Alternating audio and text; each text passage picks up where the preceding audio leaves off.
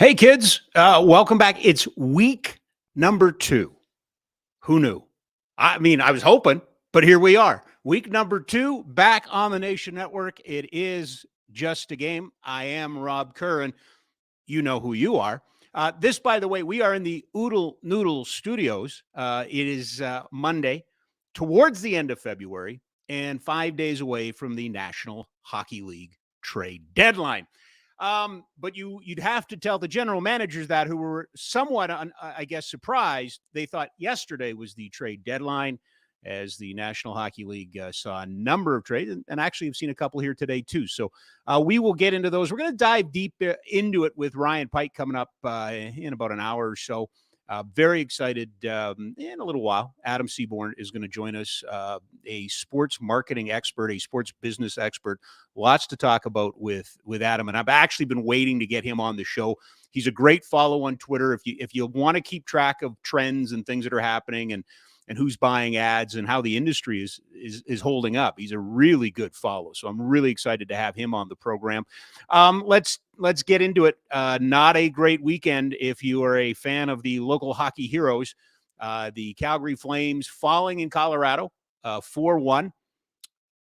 In a way, the first 3 minutes was a microcosm of their season. They dropped the puck, and the Flames went right after them. They carried the play. They got the puck deep. They cycled. They did all of the things that they want to do, which is really, really exciting if you're a Flames fan, except score. And then the first opportunity goes the other way. And Nathan MacKinnon, great shot. You know, if it was the middle of the second period or the late first period, nobody'd be saying anything. But first shot of the game beats Markstrom. 7th time this year that Jacob Markstrom has been beaten on the first shot of the game. Well, not a record. It's a hell of an average. So certainly some concern continues. And it's funny, we did the Afterburner program on Thursday night when the Flames lost in overtime to Vegas. And that was one of the questions that Dean posed. I mean, clearly Vladar had played back-to-back and back-to-back nights. He would get the net again. I wondered if they would go back to Markstrom. I had no information. I had no real diehard, wasn't sitting on it, but he got it. Very curious to see what happens the rest of the week. I find it hard to believe that Vladar won't be in the net against his former club Boston tomorrow, and again against Toronto on Thursday, and the trade deadline on Friday. So the question begs itself, what happens now? If you are the Calgary Flames, as we are recording this very program, understanding that you may listen to it at a different time, as we are recording this very program, they are 4 points back of Seattle for the 8th and final playoff spot, the second wildcard spot in the West. They are 2 points up on the Nashville Predators, who are in 10th. But here's the hook. The Preds still with 3 games in hand. They started last week 6 points back of the Flames with 3 games in hand. They start this week 2 points back of the Flames with 3 games in hand. And they're selling. And they're selling. So, you got that going for you. I'm going to do this. Just a thought as we look at what's happening around the league. We can get into the deals, and maybe we'll do that with Ryan Pike a little later on. But we're starting to see some trends here, aren't we? The biggest one is the players being placed out of the lineup for the purposes of trades. It started with Jacob Chychrun in Arizona. It has since spread throughout the league. Very curious to see if the NHL addresses this, finds this to be an issue.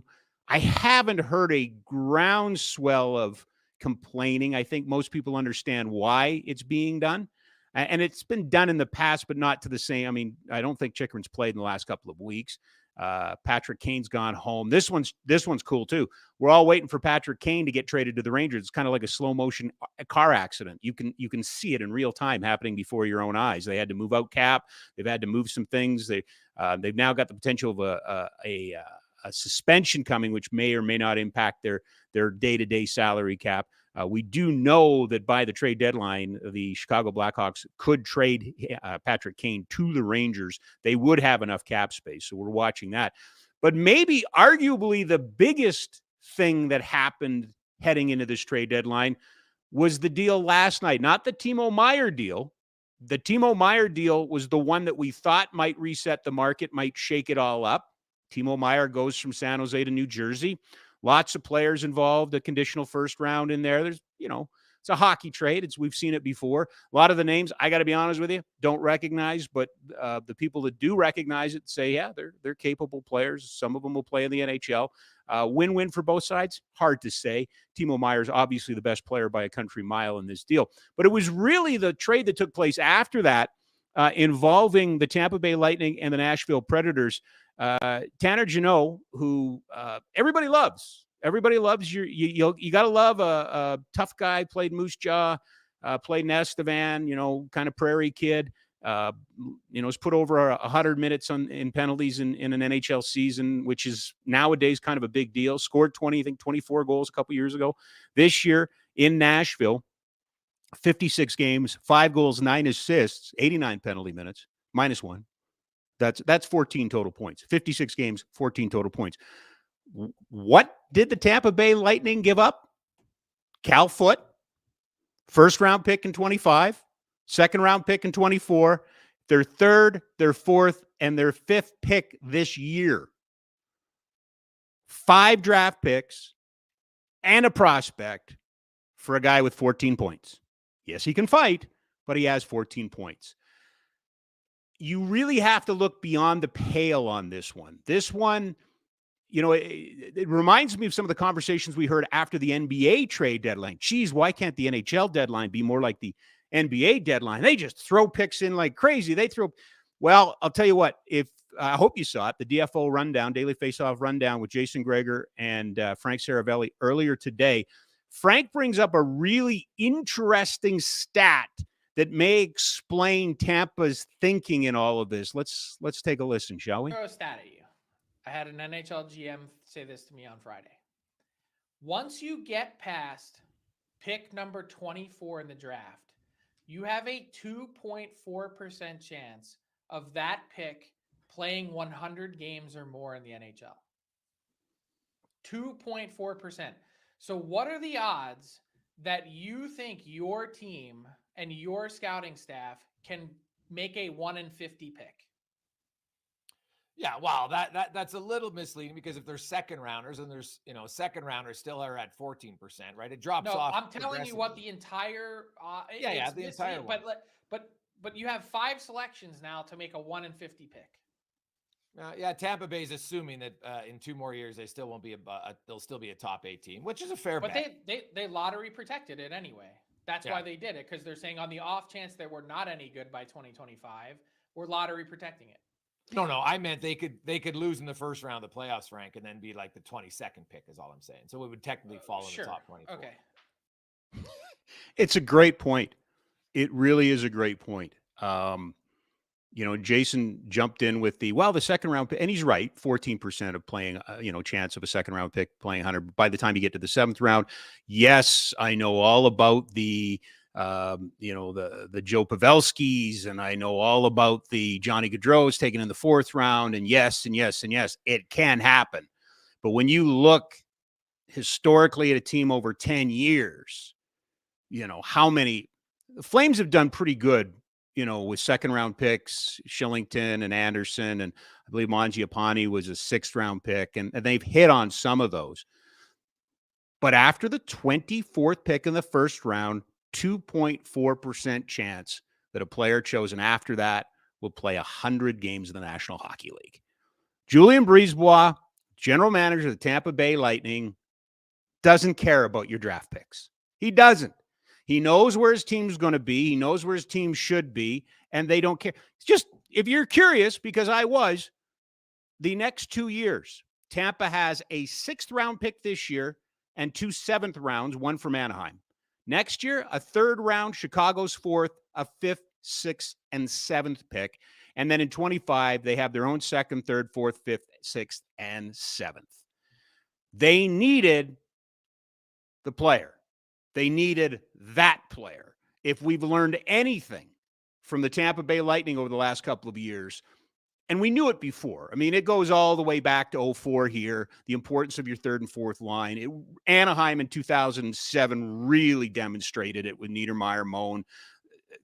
you have to, if you're going to be a team that goes a long way, you have to have difference makers in your third and fourth line. And Tampa's success, I suppose, is that not only are they difference makers, they're pissy to play against. They're tough to play against. They drag you into every battle. Corey Perry's down there. Jeannot's going to be fit in perfectly there. And I think this is a signal, at least to me, that the times they're changing. The thinking is changing. We saw, what was it yesterday, in the neighborhood of 4 or 5 significant trades. We saw another one today as Toronto's picked up Jake McCabe from Chicago. 5 days to go. Who's left to trade? Well, Chikrin's out there, Kane's out there, and then a whole bunch of the other ones that we don't really talk about before they get made will get made. But I think quietly, there's a little bit of a change in the air. There's a little bit of, a difference that is happening. And I would say that Julien Brisebois has just laid it out NBA-like. Just don't value the picks. They could be, they would be, they should be, all of those sort of things, but they're not. And now with so much analytical data at the fingertips of general managers and so much historical analytical data, they are very confident valuing those picks. Again, Timo Meier. Timo Meier got you four players, a conditional first in 23, a conditional second in 24 that could go to a first and a 7th-round pick. A couple that could play in the NHL, but nobody that's going to change the true dynamic of the San Jose Sharks. Yet, the Nashville Predators, who are 2 points back of the Flames and 6 points back of a playoff spot with games in hand on everybody, sold off Niederreiter and Jeannot, got a 2nd-round pick for Niederreiter, and then 1st, 2nd, 3rd, 4th, 5th. They're piling up the picks. They are piling up the picks. So watch it, kids. I think we've seen a significant change in what is happening. A significant, listen. Frank and his gang have a show coming up on Friday, a trade deadline show from 10 to 2 o'clock Mountain Time, and I think it'll be well worth your time. Stuff will happen. Again, and we'll get into it with Ryan Pike a little later. What are the Flames going to do? I think we all think we know what the Flames are going to do. I think we all think we know what they should do, but what are they going to do? Because as much as you, the fan, or the media, or any of us might value keeping your powder dry and, wait until next year and maybe sell off a few and build and stuff like that, that's not necessarily what ownership and management and everybody, there's a lot of money to be made by getting to the playoffs. And there's a lot of get in and let her ride mentality in pro sports. So I'm fascinated to see what happens in the next 5 days. Last week we did our first 3 shows. Just want to highlight the first one a week ago tomorrow, actually Tuesday. If you didn't go back and check it out, please do. Right at the tail end of that podcast, the manifesto of what this show's all about. The second show a week from this past Wednesday, I should say. We talked with David Legg from Mount Royal University about this city needing a hero. Had an interesting conversation today with somebody at City Hall about that. So there's something, there's a there. There's something to that. There's something that needs to get going in this city, and other people are beginning to talk about it. So I'm kind of excited about that. And then on Friday, if you didn't catch it, I highly encourage you to do it. Perry Barazan was kind enough to join us, told us some great stories about the 86 and the 80s teams. But really, we got into a really neat discussion about social issues and NHL players from a player's perspective, not from the should you support or shouldn't you support these social issues, but more from how does it impact a player? Does a player want to be involved? And I've got a lot of feedback from a lot of people that enjoyed that conversation, mostly because we listened to each other. We allowed each other to have an opinion. I believe our guest is here. So if nobody minds, I'm going to jump right into it, because ever since this thing that we're doing, just a game, by the way, for Oodle Noodle. Have we mentioned Oodle Noodle? Local, loved, and delicious. Since opening their first store back in 2005, Oodle Noodle has been all flavor and just the right amount of weird. 2 locations, 1244 17th Avenue Southwest, 105 Main Street North in Airdrie, pickup and delivery. As I was saying, ever since this thing became a thing, this is a guy I wanted to get on. But before we do that, I want to play this because it makes me laugh. It's back when the Simpsons were relevant, and it really will tie into the first topic today. So just something maybe to set the tone for our next conversation. Is the DJ3000. It plays CDs automatically, and it has 3 distinct varieties of inane chatter. Hey, how about that weather out there? Whoa, that was the caller from hell. Well, hot dog, we have a wiener. Man, that thing's great. Don't praise the machine. If you don't get that kid an elephant by tomorrow, the DJ3000 gets your job. You know, Looks like those clowns in Congress did it again. What a bunch of clowns. Anybody who's worked in radio knows that there's a bunch of lines in there that we repeat over. Don't praise the machine. Very pleased that Adam Seaborn can make some time for us today. He's a sports media analyst. He's the head of partnerships for Playmaker Capital. In full disclosure, Playmaker Capital is the owners of the Nation Network. Having said that, he will be speaking at the Podcast Movement in Las Vegas coming up March 9th, and he joins us now. Adam, a pleasure to have you on the show, sir. A pleasure to meet you. I'm a big fan of you on Twitter and the information you provide. So thanks for making some time for us today. Yeah, thanks for having me, Rob. And I'm also a big fan of that Simpsons clip. It's been making the rounds a lot the last 24 hours. Yeah, it has, and it's funny because when I saw your note, and we'll get to it in a second here, and that's the first thing that popped into my mind is once again that program has predicted the future. You got a lot of people talking yesterday when you disclosed that Rogers Sports and Media is going to start using a product or a service called Radio GPT. Can you explain to us what that is? Yeah, it read a little bit like a Beaverton or an Onion headline, didn't it? It did. So Radio GPT being a play on Chat GPT, the recent AI bot from OpenAI that's kind of taken the world by storm if people aren't familiar with it. But yes, Rogers is one of a handful of companies that is testing a new AI-driven radio program tool. So Rogers Sports and Media and other radio stations all across North America and the world have used a variety of kind of AI assist technologies to help program, to help pull news stories. This is kind of a leap further than that. So you can go on my Twitter at AHB Seaborn. You'll see that little clip, but you also see belowhand a link to a YouTube video, which Spotify really well demonstrates what the AI can do. Spotify is trying this as well. Ironically enough, they're trying to be more like radio. Radio's maybe trying to be more like Spotify. But what it is going to be an AI-based, research tool that's going to scrape the web and social for news stories. It's going to turn those into scripts and actually broadcast that script into in a voice of some kind on stations. It's unclear what stations Rogers is going to be testing this on.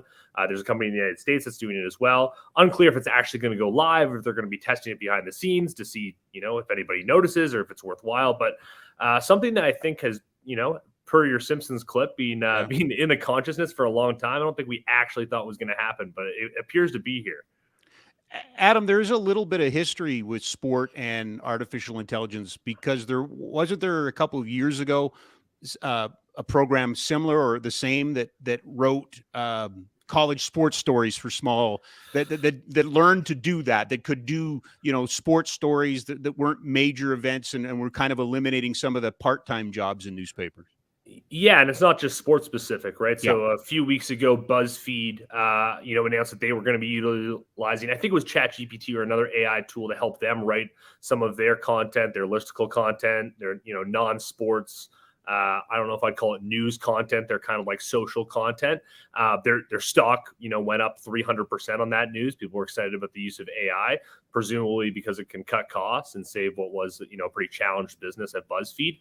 But this has been around in written word for a little while. I don't think there's anyone out there right now that's fully an AI publisher. There's not really a news organization that has full AI journalists, but it is there to supplement journalism across a number of publications across the world. And now it's making its way into audio. Where's the play for, and it doesn't have to be Rogers, but whoever, as a radio operator, what is the play in this? Is this just simply lowering labor costs, or is there some other advantage to this? I don't know. It's hard to say that there's really another advantage to this. I don't think any listener is sitting there saying, you know what I really like is more of an AI curated, broadcaster. Right. I don't think there's an audience for it necessarily. So I do think it falls under the cost center side of things.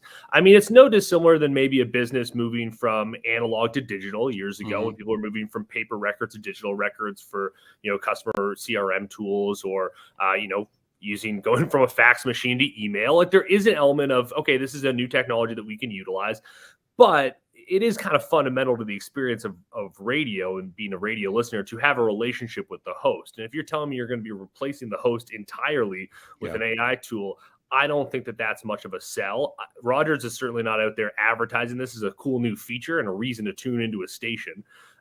So listen, I think it is more on the cost center side of things. And I think it is reflective of the challenges that, again, not to just pick on Rogers, the radio business as a whole is suffering. There's a lot of overhead to run a radio station. You would know better than many, right? Yeah. How much goes into getting a broadcast, over the air, having regulations with the CRTC in Canada, programming a station. There's a lot of overhead. And as listeners leave, ad revenue leaves. Radio is free over the air. So without the ad revenue, there really isn't any other revenue coming into a radio station. So as listeners leave, advertising dollars leave. As advertising dollars leave, the programming gets worse. As the programming gets worse, the listeners leave. And it really becomes a bit of a death spiral.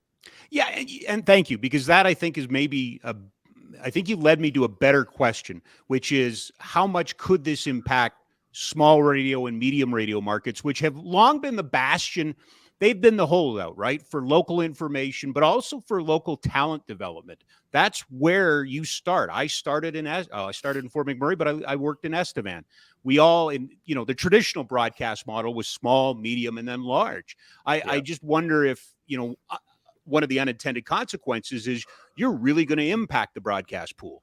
I think what's happening is you're seeing the hollowing out of the middle class of media across all industries, right? So big national broadcasters have these economies of scale and this big reach. And that really works well on, things like television or like film distribution. To an extent, it worked for newspapers, although not really anymore. Works with digital publishing as well. But then there's this kind of middle tier of broadcasting groups, and maybe they have a handful of stations in a market across the country.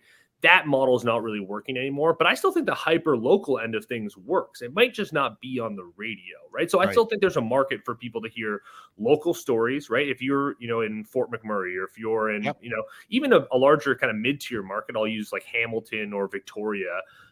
Those are markets that are experiencing spill from a big city. Hamilton gets a lot of spill from Toronto. Victoria gets a lot of spill from, Vancouver from a business perspective.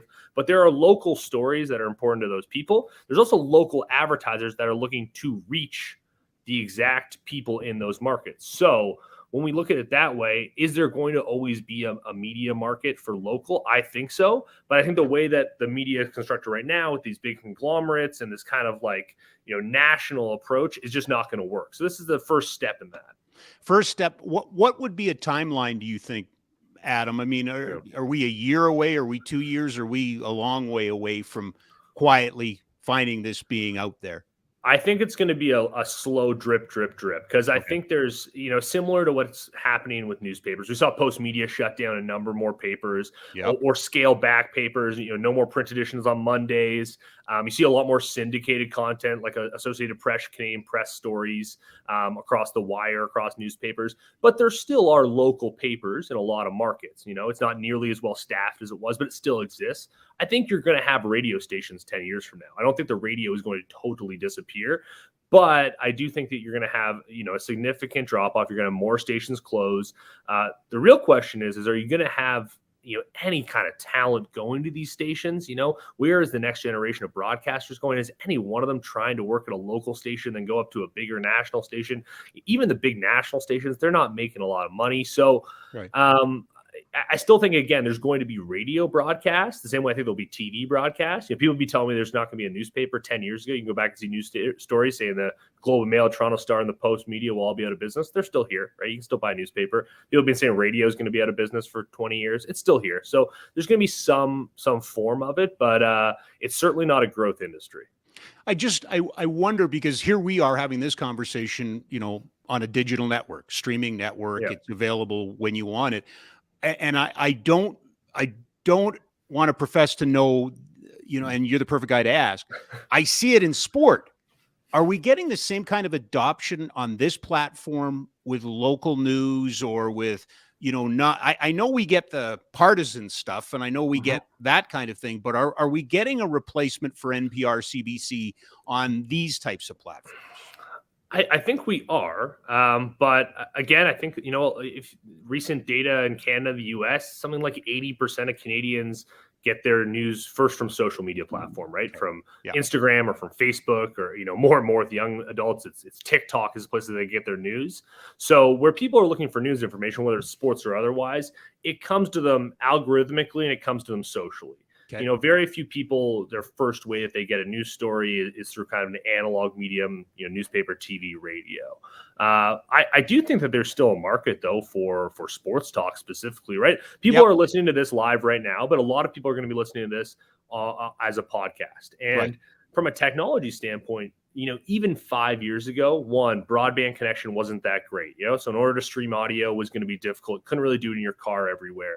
It was very expensive for us to be talking the way we are right now. The technology's gotten really affordable now where we're doing this broadcast. It's high quality. It sounds great. It looks great. It's costing, a fraction of what it would have 5 years ago. People have pretty much unlimited or very close to unlimited data connection on their cell phones now in a way that they didn't just 5 years ago, right? It was hard to get a gigabyte of data in Canada specifically. We have a specifically bad telco business, which is maybe a whole other story. But I think like the technology always makes things cheaper and more accessible. That's just the trend of technology. And there's just no reason for people to get their audio through an actual signal in a radio tower. It just isn't efficient at all. It isn't efficient for advertisers to target, which is, how we monetize things like this. It isn't efficient for people to get it. Getting it on your phone in your pocket is much more convenient than getting it on an actual radio in your car or getting it in your office in your home with a radio. So I still think that there's a lot of interest. There's actually like a lot of growth in podcasting and audio. And really calling it podcast or calling it radio or calling it audio. At the end of the day, people call Netflix TV. It's not TV. It's not coming over a television feed at all. But people say Netflix produces TV shows. I would say that this is a radio show, even though it's not ever going to be on the radio. It's just going to be digital. So maybe it's a podcast, it's a digital radio show. I don't know what we want to call it. But at the end of the day, it's really not that different. It's the delivery mechanism that is. Well, it's microcasting as opposed to broadcasting, right? A radio station's always throwing a big wide net, hoping that it gets a bunch of listeners. People know what's on this program. To your point, if they listen to it later, they're going to be able to see who the guests are, what the topics are. They choose to come here. They already have an interest in it. I think it's kind of micro broadcasting is what it is. I think that's true. But the only thing I'll say to that is that unlike radio, where you're really stuck with people within 100-kilometer radius or less of your broadcast signal, there are Flames fans right now that live in all parts of the world that tune into FlamesNation content. And when you're on the road and you want to hear what's going on with your favorite team, you don't live in that market, it's really easy to get it. And even growing up, so I'm in Toronto, right? I'm a big fan of the Toronto sports teams, but someone who is 10 or 15 years younger than me, there's a very good chance that they're actually fans of other sports teams because you can listen to every single broadcast for the LA Kings or for the Lakers here. Maybe you're a LeBron fan and you were a Heat fan and now you're a Lakers fan and you just followed LeBron in the NBA wherever he went. You can get all of that easily in Toronto now at really no incremental cost to you. You're going to buy NBA League Pass, you get all the games. It's as good quality as getting your local broadcast. So there isn't the need to be in a market to tune in with the local media anymore, which has its challenges, but also it opens up opportunity for this internet meritocracy, where if you are really good and you are able to capture an audience, sky's the limit. So let's make a clunky transition then, because you mentioned road and your team's being in Toronto. A lot of people, and it sounds like we're beating up on Rogers, but here we go. Season's about to begin, and they're not traveling the radio crew. I don't believe them to be the only team in pro sports. As a matter of fact, I know the Flames aren't traveling their radio crew anymore, and that's a Rogers station. Is it a necessity? Did the media people get upset? The broadcasters get upset. But is this doing a disservice to fans in your eyes? I get a lot of feedback from. So just to give people context, right? Ben Wagner, who is the play-by-play voice of the Blue Jays on the radio, on the Sportsnet 590 and the Sportsnet network across the country. he calls the game, first of all, solo on the radio. And he this season is not going to be on the road. He started last season not on the road either. I think midway through the season, sometime around August, conveniently when they were doing quite well and in a playoff push, he did go back on the road for the back. I don't remember how many games, but kind of back third or maybe back fifth of the season. Rogers has said that he will not be traveling with the team. That appears to be a cost-cutting measure. They're not certainly the only team that's doing it, right? So there's a number of NHL teams, specifically in the Canadian market, that got used to it during COVID when there was very legitimate reasons not to be able to go over the border and fear for, exposure to COVID, which is very real. But now in Major League Baseball, I don't believe any other team is not sending a radio team on the road. I believe that the Blue Jays are the only ones. I know that the broadcast team, they might go on the record and say this, but they're not super thrilled about that. I know the team is probably not thrilled about that. No. But this is one of the challenges of having a fully vertically integrated, the team, the building, and the broadcaster are all owned by the same company at the end of the day. So I think it's a cost-cutting measure, but I think it's really, it's really short-sighted. We're talking about, best estimate from people I've talked to in the business, $300,000 all in expenses to get someone on the road. We're talking airfare, hotel for, 82 games. It's really not very much when you just spent $300 million renovating the station or renovating the ballpark. I mean, when you spend, that kind of money all the time on other elements, baseball, I think, is different than other sports in that the games are on during the daytime. It's on during the summer when people are on the road. You're doing a family road trip. You're going to the cottage. You're going on a camping trip. It's something that people listen to in the car or listen to at work. It really is the soundtrack to summer. And how many people are going to notice that Ben Wagner is calling the game off a monitor? They're going to have the sound piped in from the ballpark. I bet you very few. If you were to poll people, unaided research, and you were to say, can you tell that, this broadcaster is not on the road? Probably 5%, only the people who've read the news stories or maybe follow me on Twitter. But it does communicate something to people who are your hardcore fans. And it does communicate something to people around the league that, this is not a team that's really going to invest in that part of the presentation. And to me, it's a brand marketing exercise. Putting the guy on the road is just one more reason to say, hey, we value your opinion as a Jays fan. We value your fandom. We want you to spend money and buy tickets and come to the game and cheer on the Jays. So we're going to make sure that we give you a top-notch broadcast. And if every other team in the AL East is doing it, you should be doing it too. Are we one step away from, just taking the television feed and putting it on the radio? We might be. I mean, listen, that's happened in the past. Mm-hmm. It certainly happened with news stations. BNN Bloomberg in Vancouver just takes the BNN, I believe the BNN radio feed. At one point, it was the TV feed. CP24 tried that at one point in Toronto. There was a CP24 radio where it was just the audio of CP24 TV. So we might try that. I mean, the reality is that the radio, the actual economics of running a radio station in 2023 are really poor. Right. It's not a really great growth medium. There's not a lot of listeners. It's hard to capture any kind of data on those listeners. So in order to efficiently sell ads is quite difficult. There's a lot of other places in town. You could sponsor, just a game with Rob Kerr or about 100 other podcasts. If you want to reach hockey fans before, you just have to sponsor the local team or the local broadcaster that carried the games, right? Those would be your only option. So there's so many more places for advertisers to go that I think radio economics are in a bad spot. But I could see, in a couple of years from now, us talking about the audio broadcast of the game, and it's available on Spotify or iHeart Music or any kind of radio FM, all sorts of streaming apps, because a lot of people do tune into the game through streaming. I still think audio is on the rise. I still think people want to listen to baseball games via audio, and I do think that audio needs to be different than the TV broadcast. You need to describe things. I mean, I use this example I gave people the other day. I listened to the Sirius XM broadcast of the Genesis Open for the PGA Tour. Yep. And it was entirely different than what you get on CBS, right? It's not Jim Nantz. There's a different broadcast crew, but it's incredible. They're describing every single thing from pulling back the putter to what the break is. And you can visualize exactly what's going on in the golf tournament, especially someone like myself who's, I was watching the prior days of the tournament. I kind of knew the holes they were referring to.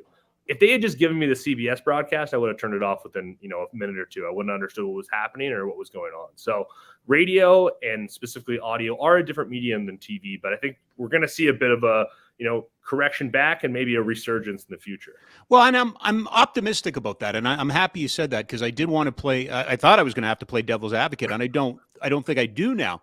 because I am a believer that there's two different broadcasts. I've done television, I've done Yeah. radio. I prefer radio, to be perfectly honest, because it's a more descriptive call. I think you need to be more, Definitely. you need to paint more of an, a picture. Could this platform, because I never ever, at no time did I think, a streaming service for radio. We talk about OTT for, Yep. broadcast. That's been tried, but could a streaming service pick up the rights? Could a streaming service like this one go on the road and do broadcasts? Is there any reason why there couldn't be, to your point, kind of an audio resurgence of sports coverage? I don't see any reason why. And I actually think that will happen. I'm almost guaranteeing that will happen in some way or another. I mean, we already are streaming our sports, right? So Thursday Night Football, that is streamed by Amazon Prime. Yep. That does not go out on television. I mean, it does go in local markets. Sure. What happens is NBC actually was farmed out to Amazon to produce the content. They produce it. It's broadcast on Amazon, and then some local markets actually pick it up. But it is produced first as a stream. MLS right now is on Apple. It is, I don't know if people watched the MLS kickoff over the weekend. You could see, the quality was fantastic on Apple because it wasn't compressed at all because it came directly digitally feed to feed. There was no compression and rebroadcast, which is some technical stuff that even I don't fully understand, but I know it looks better when it's fully streamed. But my point is that we're already streaming things on video. Majority of people listening to radio, I'll take the biggest sports radio show in the country is TSN's Overdrive. Yep. If you were to compare the number of people that listen to Overdrive live compared to the number of people that download the podcast or listen to clips of it on social, the number of people that listen to the clips or the podcast is exponentially bigger than the people who actually listen to it live on the quote unquote radio. Right. So, we are already streaming sports content. We're going to get to a point where, a full on play by play has no terrestrial radio home. Right. So you're going to have, FlamesNation is the official broadcast partner of the Calgary Flames. Every single game you can be heard live on, the social channel, on the website, on a podcast, through Spotify, whatever that is. But it's going to be fully streamed with no radio in between. So if I'm hearing you correctly, you also are one of these people, but someone who believes there was a story, I believe, midway through 2022 that by the time we get to 2030, the rights to clips and being able to share the clips will outdistance the rights to actually the broadcast, that the actual clips and highlights and those types of things really in this day and age and moving forward probably have more value than having the games. Yeah, that opens up a whole other conversation about exactly how people are tuning into sports and Yeah. how Gen Z specifically and younger millennials as well engage with sports. It is very easy to follow your favorite sports team in 2023 without ever actually watching a full 2, 3, 4 hour game. You can listen to a podcast recapping it. You can listen to clips on social or see video clips on Instagram and TikTok. The NBA's new app very much is inspired by this. It looks like Instagram Reels or TikTok. It's algorithmic short form highlights. And a lot of younger sports fans, that's how they're primarily engaging. Do they still watch the games on TV? Yeah. Yes, for sure. But, 162 baseball games, are they going to sit through multiple 3-hour broadcasts a week? Unlikely, the younger fan, because that's just not their consumption habits. Older fans, that's what they're used to. They don't feel comfortable necessarily, consuming a game in combination of clips and then social and then checking the box score, looking at an app to see what the score is when you're on the road. But younger viewers are. So the question is that going to mean that the clips are more valuable than the big game? I don't necessarily think so. I still think the rights to broadcast and capture the original event is that is when the event is happening, right? And live is very important. Yep. So I still think that is going to be critical. How that broadcast gets disseminated into pieces of social is going to be interesting. But the big broadcast, the big, actual capture of live is still really important. And I still think that is like the meat and potatoes, what's going to be bid on. So as we do this more and more, you'll realize that every once in a while, I'm going to come way out of left field at you and see if I can trip you up. Okay.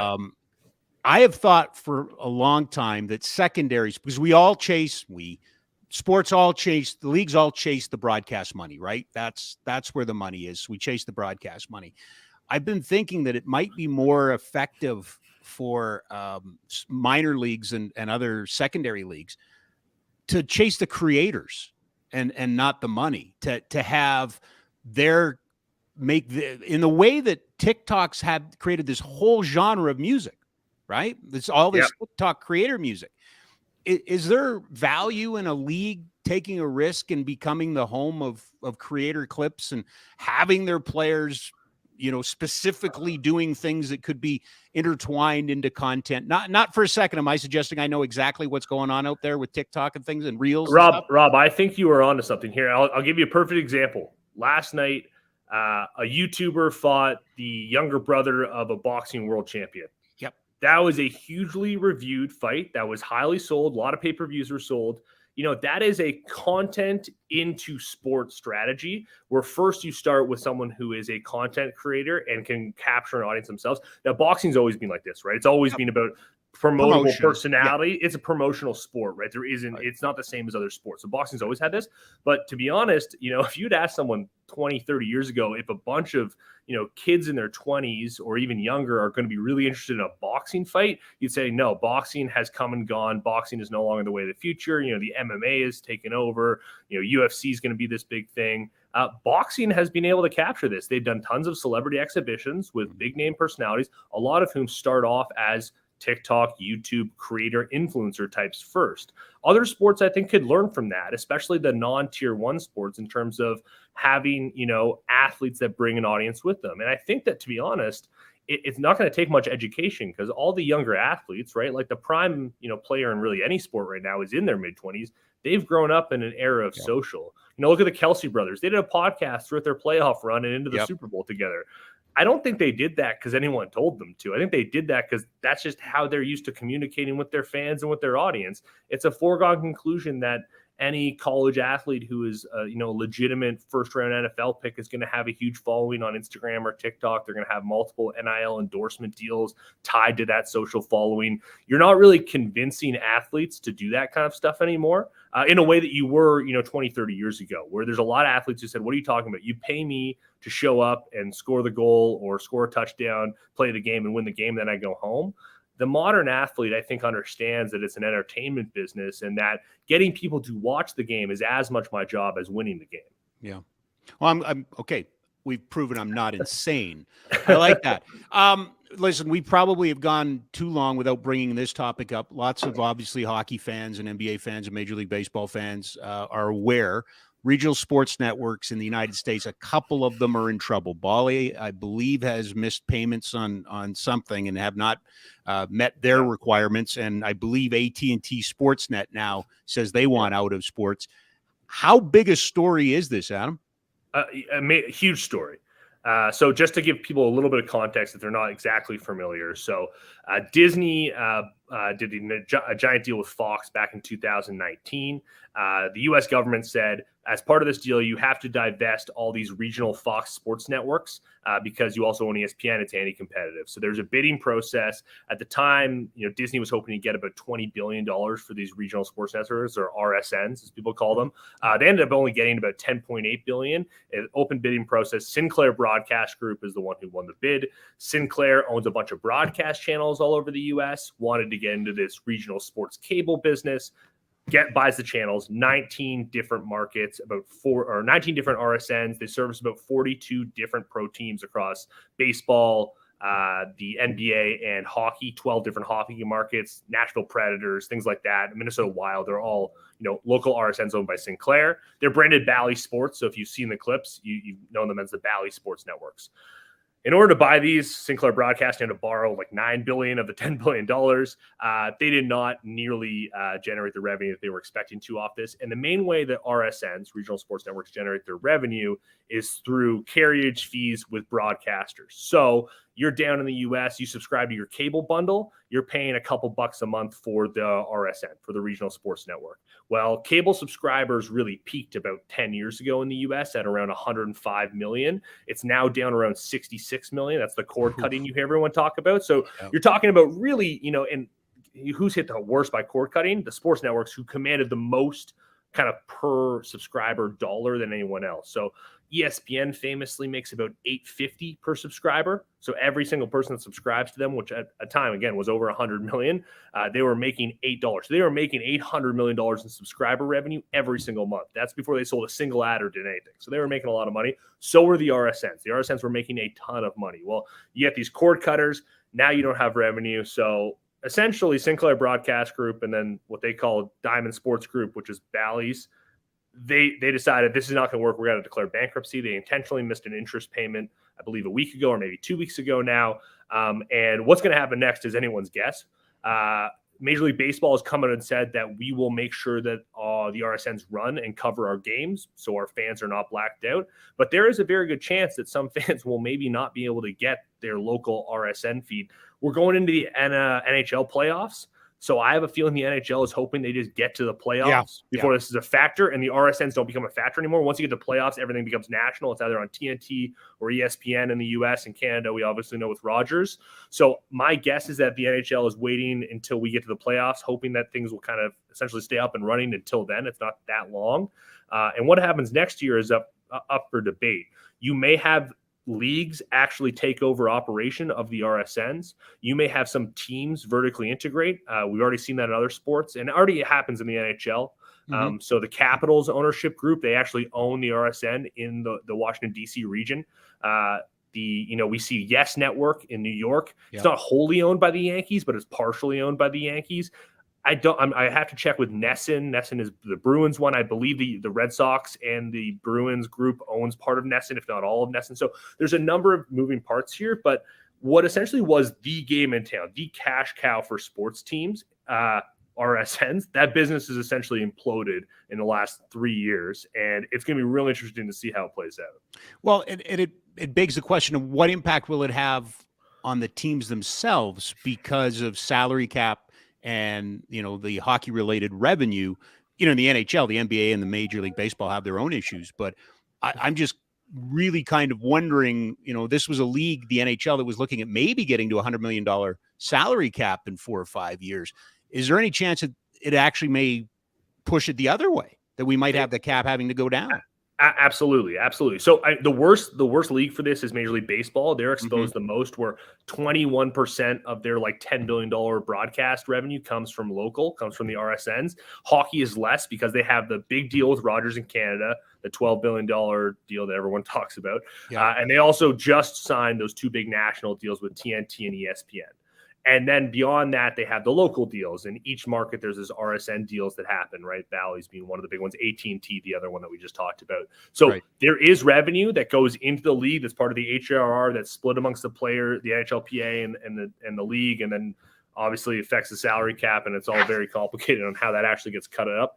But the reality is, yes, you're not going to have a big check coming in from the RSNs necessarily, which means you're going to have a hole in revenue. Is that going to get made up by another broadcast partner? Maybe. There's a very good chance that the RSNs will get scooped up by another broadcaster. There's a chance that a streaming service will say, this is a great opportunity to get in the game, and I'm going to buy essentially the equivalent. I'm not going to buy the RSNs, but I'm going to buy the broadcast rights. I'm going to pick up the whatever $1 billion I'm going to owe to these leagues for the right to broadcast it, and I'm going to broadcast it. So I'm not sure it's going to have a huge effect. I think this will get sorted out. The NHL is less exposed than Major League Baseball, but this is on everyone's desk. This is a major talking point in the front offices of the big 3 leagues. And to be honest, the NHL is the poorest of those big 4 leagues. In the NFL, this doesn't affect at all, but of the big 4 leagues, the NHL is the poorest.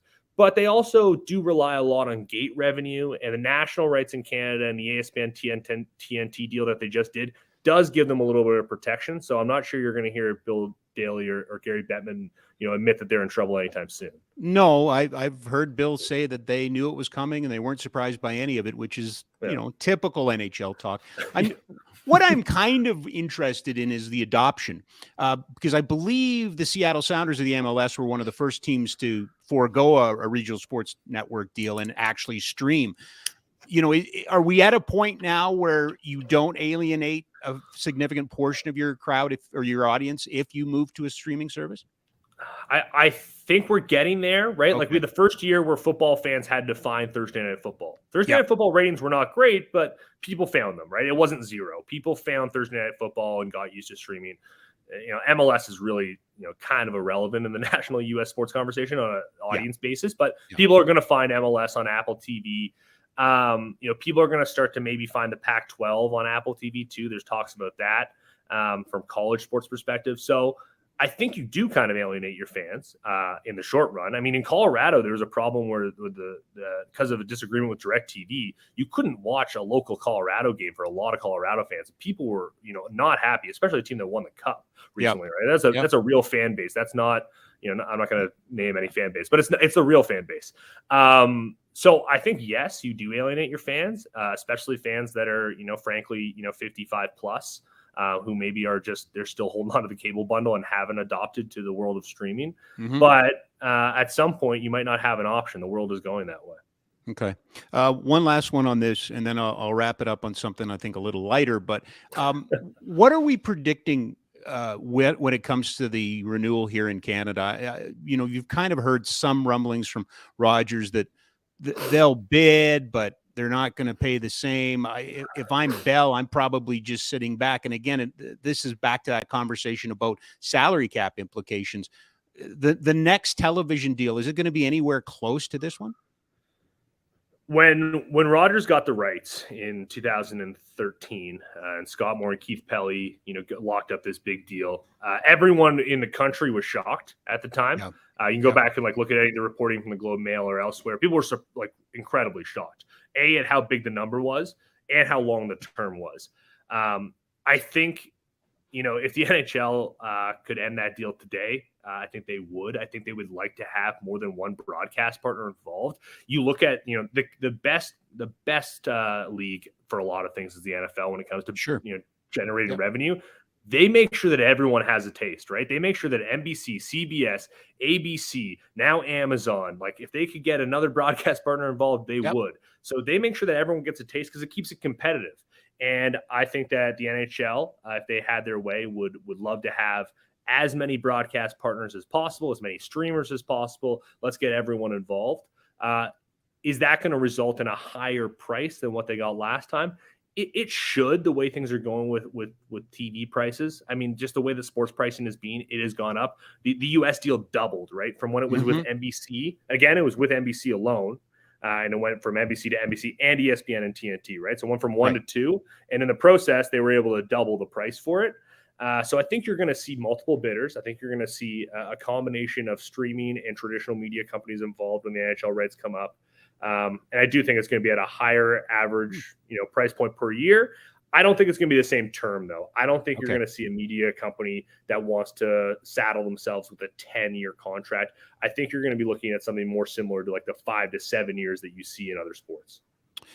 My last one for you, certainly during COVID, we got to know a lot of different programs, but I'd be hard-pressed to look at anything media-wise that's ever had a bigger impact on a sport than F1 Drive to Survive.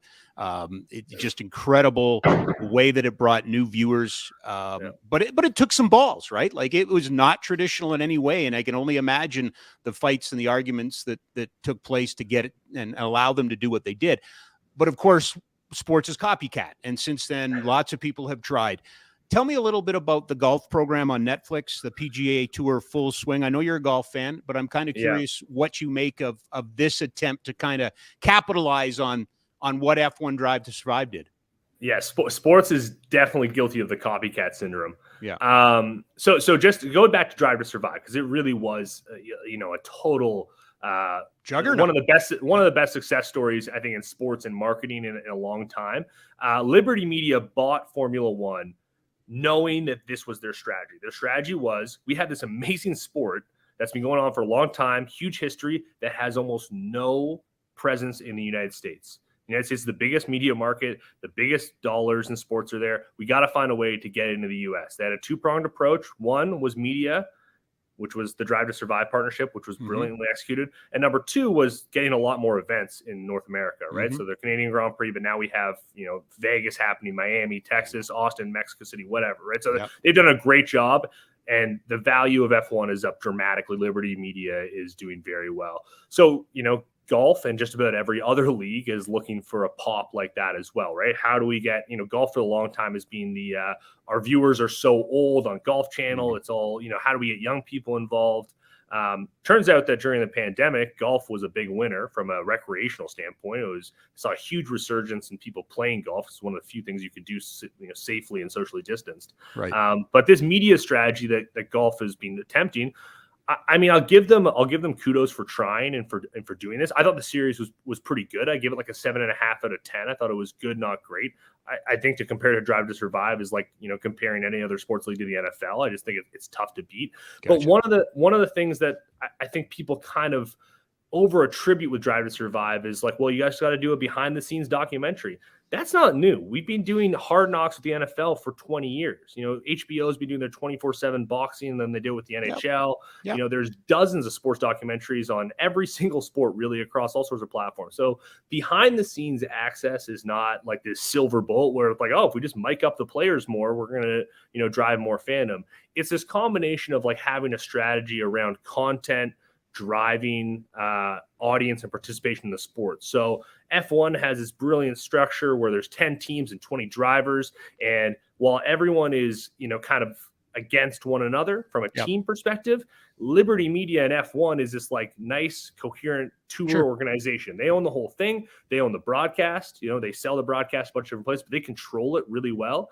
Other sports have so much, complication where it's like, basketball and hockey of the PAs involved and everyone's a contract employee. Yep. Golf is this weird member organization where every single tournament is actually a charity event and it's not really for profit, weirdly enough. And they have, lots of challenges from the majors aren't actually owned by the PGA Tour, and there's the European Tour, and there's the Asian Tour. So golf is so complicated. I think it's a really good idea to tell a story about your players, get people invested in storylines, and then get people to take that storyline and bring it to the season and become a golf fan. I think that's the right strategy.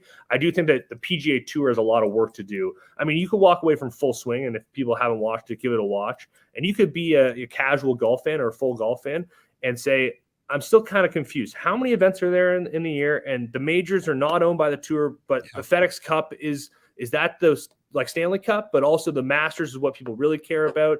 And there's 150 guys, but it's not the same 150 guys every week. And these guys, are got exemptions for 5 years. It's just such a complicated structure, which I think the Live Golf thing is exposed as a little bit of a challenge opportunity for golf. And I think the PGA Tour is doing a decent job addressing it, but we'll see what happens, right? Like, who knows? Netflix is notoriously very quiet about viewership numbers for how many people watch it. There's been rumors that the Netflix crew is back out there right now. So we'll see what happens, but I believe that there's going to be a second season of it. And we'll see if it actually results in, record numbers of people tuning into the PGA Tour or buying, TaylorMade hats. Was there enough drama? And by that, I mean, I think that was part of the F1 success, right? They showed you warts and all. Well, this is one of the things that F1 hardcore fans will say. There's a lot of manufactured drama. Even the start of, so this is season 5 of Drive to Survive, which just came out over the weekend, opens with a great line from Toto Wolff where they say, we like to, the producer's saying, we like to think this is a documentary. And he says, this is not a documentary. This is closer to Top Gun than a documentary. So there's a lot of manufactured drama that goes into the F1. But also, it's easier to tell a narrative story when you got the same 20 guys every week.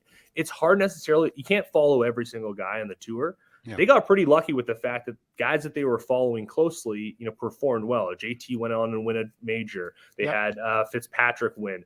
But you're right. There isn't, guys don't hate each other on the PGA Tour. It's not life or death. No one's crashing into each other. It really is a gentleman's game in the best ways, but also from an excitement standpoint, that can be a challenge. Adam, this was outstanding. So much even better than I hoped it would be. I really appreciate the time and the conversation. I hope we can do this again soon. I love this stuff. I think it's important that we document it and talk about it because it is going to impact us. And we live in a world now that changes, by the minute, so to speak. And certainly sports is part of it. So thank you for spending some time with us today. Anytime, Rob. Thanks for having me. Thank you. There you go. Adam Seaborn. You can follow him on Twitter at AHB Seaborn. He is, of course, a sports media analyst and the head of partnerships for Playmaker Capital. As we said off the top, Playmaker Capital does own the Nation Network, which we are proud to be part of.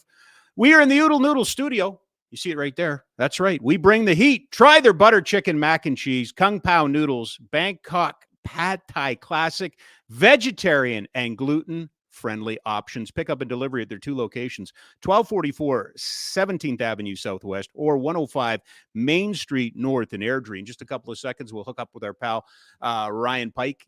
But before we do that, I do have some assigned reading for you today. If you can, make some time for this. Rick Westhead, who I think has done some of the best journalism in our country over the past couple of years, has a story at tsn.ca. It's got a really sexy headline, but look beyond the headline and read it. Alou says GTHL rejected organization that would have assured spots for BIPOC players. We are dealing with a DEI topic, diversity, equity, and inclusion. Of course, former Flame Akeem Alou has been right kind of at the center of these conversations and shining a light. And this article by Rick Westhead, and supposedly there's more coming, really exposes a lot on the GTHL, the Greater Toronto Hockey League, and the kind of the revenue generation and the money that's involved. And I, you know, for some, that's probably not a big surprise. For others, they might be shocked to read it. The challenge that I have in this is the same challenge I have with some other former players. If we truly want to make an inclusive sport, we've got to stop trying to make it about the elite teams all the time. And in this case, you know, Akeem Alou's very upset that he couldn't start a AAA team, and says that that's a path that, you know, players of color and players who are not fully represented in the game, they need to see players at the top. I reject that. I think if we're truly going to make change and if we're truly going to make sports inclusive and diverse, we need to worry about the bottom of the pyramid. Everybody, the top is where the money is. The top is the sexy part. And all due respect to Akeem Alou or Anthony Stewart or anybody that's, you know, kind of really going hard on this topic, but saying it needs to be the elite teams, the travel teams, the Ontario Hockey League teams, you're missing the point. If you truly want to make sport inclusive, and I don't care what sport it is, you have to build the bottom of the pyramid. You have to make hockey, in this case, affordable and, quite honestly, attractive to the people that aren't there. To just suggest that here's my example. One of the best things that's going on in broadcasting right now is Sandra Persina is the voice of the Calgary Wranglers in the American Hockey League. Why? Because here's a female play-by-play person that's putting in the seat time, that's getting the reps, that is not getting elevated to the top so that a company can say, see, look, we support, diversity. Diversity is making sure that from the ground up, we have different cultures and genders and everybody taken care of. We need to give them seat time. We need to give them the opportunities to grow as coaches, as administrators, as officials, as hockey players, as broadcasters, but they need to get those opportunities down the line. We can't just take somebody and say, hey, look, we're representative because we put her there, we put him there. That's the example that I would give you, that we need to give the people that are missing in our sports legitimate opportunities, but grow them through the system. Don't just grab them and elevate them to the top. So I really encourage you to read this. Rick Westhead again. How do I know he's doing great work? Because a lot of people dislike him, and he makes people uncomfortable, and I like that. And this article, Alou says GTHL rejected organization that would have assured spots for BIPOC players. Well worth your time. It's a long read, but well worth your time, because I think it really does shine a light on a couple of things. And in my opinion, both parties really have some accounting to do. You want to make a difference? Let's start with entry and let's build it out from there. Okay, I'm going to get off my soapbox. I never really get off my soapbox. This segment brought to you by you. That's right. Your business, organization, or event could be presenting this here segment. We'll work with you to make sure we get your message out to the ever-growing audience, the nation here, the Nation Network, as you heard from Adam Seaborn, continues to grow. For more information, check out my webpage, robkerr.ca/sponsorship, if you'd like to work with us on this program. We go to our second guest of the day, our regular. He is the editor of FlamesNation.ca. He is our NHL insider. He is the single busiest man in all of Calgary right now as he tries to keep up. I believe today was mailbag day at FlamesNation.ca. Ryan Pike, kind enough to join us. Well, what do you have to say for yourself? I hope I got everyone's name right. That's the key, right? As It's, long as you get the name right, as long as you spell it correct. The core of this business is get the score right and try to get the names right. And if you hit both those check boxes, then you're doing okay. I'm going to make today a choose your own adventure interview for you. Would you like to start at the league level or with the local heroes? Let's start with the locals. Okay. Because this is an interesting time to cover this hockey club. You have a team that went on a very important 3-game road trip. They played a really good game in Arizona. They played well enough to probably deserve a better fate in Vegas, but the old saying, a bad goal, and then they just couldn't get out from their own way in the third period when they just looked absolutely gassed. And then they went into a tough building in Ball Arena to play the defending Stanley Cup champions and were, in many respects, very ordinary in the first 10 minutes of that game, which is something you cannot be against the Colorado Avalanche if you want to get a good result. See, I thought they were really extraordinary for the first 90 seconds. They had like 2 good shifts, and then they lost track of. You can't. I'll say this. I'll get on my soapbox, Rob. Yeah. I think goalie is the toughest position in any sport to play. I think it was either Jacques Plante or someone else who said it's the only job in the world. It might be Ken Dryden. I might be misappropriating this term, but it's the only job in the world that when every time you make a mistake, a red light goes on and 20,000 people boo. But it's I think the intricacies of the goaltending position have really been highlighted this season in this city. But let's put it this way: first goal, Gilbert, Dubé, and one other. I think it was Nikita Zadorov. A lot of Flames players did not connect with each other on an attempted breakout, and it ended up on Nathan McKinnon's stick, and that's a bad thing to do in that situation. 1-0. They push back a little bit. Then the Avalanche have a quasi 3-on-2 zone entry. They sort of cross up their passes on the way into the zone. Flames look completely discombobulated in terms of who's supposed to cover who. And then all of a sudden it's 2-0. And 2-0 against Colorado is a bad place to be, especially if you're a team that doesn't have a lot of go-to goal scorers. And, Nikita Zadorov took responsibility for the loss when he spoke to the media after the game. He wasn't good, but I'll also say, for the goaltender, Jake Markstrom, he was in. I don't think Markstrom was heroic. I don't think he was terribly leaky. I think they needed him to be heroic at times based on how well they played in front of him. And I think the biggest knock you can have on the Flames goaltenders this year is, down at the American League level, Dustin Wolf has been playing in front of a patchwork blue line, and he's been asked to be a very good AHL goaltender quite often. And more often than not, Dustin Wolf is the best player wearing a Wranglers jersey. That has not been the case for the Flames. Oftentimes when they win, you can use the term they've won despite their goaltending, or their goaltending was merely good enough. But they haven't really had any games where you look back on it 60 games in and go, man, Dan Vladar really stole that game, or man, Markstrom saved their bacon. And they've needed, based on how patchwork they've looked in front of their guys at times, they've needed that. And they haven't gotten that. So this isn't me. I saw some folks on Twitter after the Colorado game. I made my usual comments on Twitter of, well, they didn't do their goaltenders any favor. And I was accused of sort of being a goaltender apologist. I think it's a tough position, but I also just think you win as a team and you lose as a team. And far too often this year, the defensive group has made life difficult in their goaltenders at times. But I also think their goaltenders haven't been able to bail them out nearly as much as they really have been asked to do.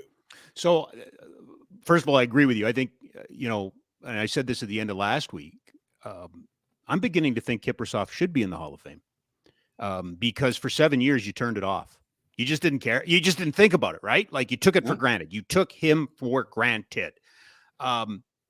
They're 22 1-goal losses so far this season. That sounds right. No shutouts for a team that had 12 last year, 9 with one goalie and 3 with the other. Am I close? I think Something you're like that. about, that's Yeah. about right. Yeah. And the damning one to me is 7 goals on first shots for Markstrom.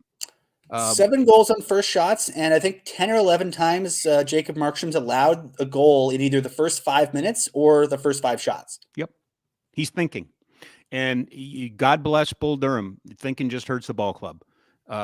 Because you have to go out, you have to be an artist, you have to play that position without thinking. And it's same thing goes for that team. I liked the first 90 seconds, Ryan, as I said. I liked it. They were all over them. They were in there, but they didn't get anything. And then bang, it's in their net. Oh, okay. Well, it's the end of a road trip. We'll come back. And then bang, it's 2-0. Sorry, the air's out of the balloon. Right. And then they played like that, right? Then, a penalty in the, Elias Lindholm penalty in the first 5 minutes of the second period. Right. Power play goal goes in, and boom, like, you're not coming back from a 3-0 deficit against most teams, especially not Colorado at home. No, you're not. But in the interest of trying not to just crap all over them, I thought that Jacob Pelche became almost, I could see potential to be a star after this road trip. I thought he elevated his game. I thought he was the best player on the ice in Vegas. Yep. And I thought he was one of the best players in the ice against the Coyotes too. He's just, Brad Treliving did an interview with Eric Francis that's up on the Sportsnet website, just sort of digging into sort of basically a state of the team before the deadline. And the thing that Brad pointed out that I mentioned on Twitter, so I feel validated that the GM's seeing the same things I am, just the little things about Pelche's game really stand out to me, because he's one of those guys that fans, I implore you, if you get a chance, if someone in your office has extra tickets, go to a Flames game with Pelche playing and just watch him when he doesn't have the puck, because he's kind of, for lack of a better term, Backlandy in his details, in that he finds the right places to be. He doesn't do a lot of big things on the ice. I compared him on a different program to Yuri Hoodler or Michael Frolik in that respect, especially Frolik. I think they see a lot of Frolik in him, but he can play a lot of situations. He's not a detriment in any of the 3 zones, and he does a lot of little things well that sort of add up and give his line mates different opportunities and better opportunities. He's one of those guys that he's generously listed on the NHL website as 170 pounds. He does not play like 170 pounds. I had a long chat with Todd Button for a project I'm working on, and we were talking about sort of the idea of small players. And he's like, there's guys who are small and guys who play small. Yep. And there's guys who are small, like Matthew Phillips. He has a lot of speed. He has a lot of versatility, but he still plays like a small guy. He's great at it. I would say he's one of the few guys who are quote unquote small players who play small, who can still be successful. But, Goodrow is probably another one of those in terms of you had to use, edge work and elusiveness to avoid getting squished. But if you look at some of the smaller guys in the Flames, Dylan Dubé isn't big, but he plays really well in that role. Mangiapane plays like someone stole. Like, Mangiapane always plays like he's pissed off at you.